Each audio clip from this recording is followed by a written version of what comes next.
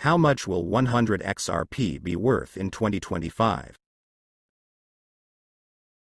Lawyer John Deaton said that he may sue the Securities and Exchange Commission, SEC, in connection with the failure to comply with his request under the Freedom of Information Act, FOIA, about the official calendar of William Hinman when he was director of the Agency for Corporate Finance. Welcome to the Finance Up channel. If you liked this video, don't forget to like it and subscribe to the channel. Do you think the analysts are right about XRP? Write the answers in the comments. Giving away 500 XRP at the end of the week. One random subscriber will receive XRP coins. Take a look at the instructions in the comments section. All you need to do is write the word XRP, watch the video to the end, to like and subscribe. According to Deaton's lawyer, the SEC responded to his Freedom of Information Act request stating that Hinman's calendar was created for personal use, and is not related to the agency's affairs. It looks like I have to sue the SEC because of my Freedom of Information Act request about the Hinman calendar. Initially, the SEC argued that the calendar was created only for his personal convenience and does not represent agency business. Is it possible to believe in such nonsense? He claimed that the SEC had lied and that Hinman's calendar was not used to conduct the agency's business. Deaton's lawyer added a screenshot of one of the documents shared by the popular American whistleblower Empower Oversight, accusing Hinman of violating SEC rules in an attempt to confirm his allegations. I appealed this absurd conclusion, arguing that other agency employees would have relied on his calendar to conduct agency business. We have evidence due to the fact that at Empower_us sued the SEC, Deaton's lawyer added. It is worth noting that lawyer Deaton and the SEC have not been best friends since the beginning of the trial. According to the Crypto Basic, the SEC recently objected to Deaton's attorney's requests to represent 67,000 XRP holders in the upcoming Dobert trial. The issue has since sparked a series of debates. The Securities and Exchange Commission also condemned Deaton's lawyer for disclosing the personal data of one of his experts, who was harassed by members of the XRP community. The Securities and Exchange Commission, SEC, has requested permission from the court to file one complex, large motion to exclude or limit expert testimony to 120 pages. The SEC intends to file motions to exclude or restrict the testimony of 10 experts hired by Ripple Labs and/or Chris A. Larson and Brad Garlinghouse. The defendants, Ripple and its executives, do not object, provided they are allowed the same page limit for their objections. The agency noted that 10 experts have already submitted numerous reports on various issues related to the trial. It is noteworthy that the reports submitted by these experts amount to more than 500 pages, excluding appendices.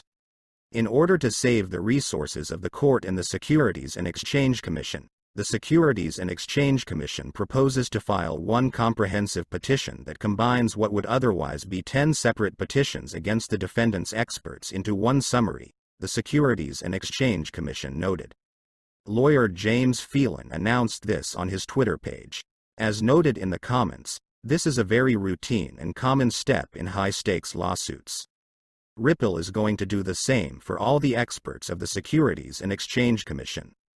This is probably why Ripple needed to hire 2 more lawyers.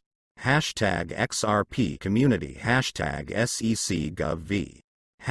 #Ripple #XRP. The SEC has sought permission to file one omnibus, big, motion to exclude or limit expert testimony, up to 120 pages long. Ripple defendants do not object provided that they be allowed the same page limit for their response in opposition. While the public awaits the upcoming court ruling on what will happen to the documents related to Hinman's speech, attorney John Deaton, who successfully obtained amicus curiae status for XRP holders in the SEC v. Ripple case and currently represents more than 67,000 XRP holders, is considering a broader picture of upcoming events. John Deaton drew the attention of the community to the recent decision of the U.S. Supreme Court, which limited the powers of the U.S. Environmental Protection Agency, EPA. The recent Supreme Court opinion on the West Virginia lawsuit against the Environmental Protection Agency has yielded results that show that the Supreme Court can begin to limit the arbitrariness of agencies such as the SEC in matters that should be under the control of Congress. It is possible that the current composition of the SCOTUS, Supreme Court, may be more inclined to weaken the power of government agencies and limit the powers of agencies such as the SEC, which continues the practice of compulsory regulation. If this is indeed the case, then in the case of an appeal by Ripple, the current situation in the United States may be favorable to her. Perry Ann Boring, CEO of the Chamber of Digital Commerce, the Crypto Industry Association, said on Twitter. Today's SCOTUS decision challenges the regulatory enforcement approach that the digital asset industry has been forced to adopt. Without explicit congressional authorization, federal agencies must proceed cautiously. Quote, in particular, the industry objects to the SEC's decision that almost all cryptocurrencies are securities and are under its jurisdiction. This is an argument Gensler has been losing lately after a bipartisan Senate bill recommended transferring control of most cryptocurrencies to the Commodity Futures Trading Commission, CFTC. The Environmental Protection Agency's decision signals that the Supreme Court will not look favorably on regulators like the SEC trying to change the boundaries of their jurisdiction beyond what clearly applies to Congress.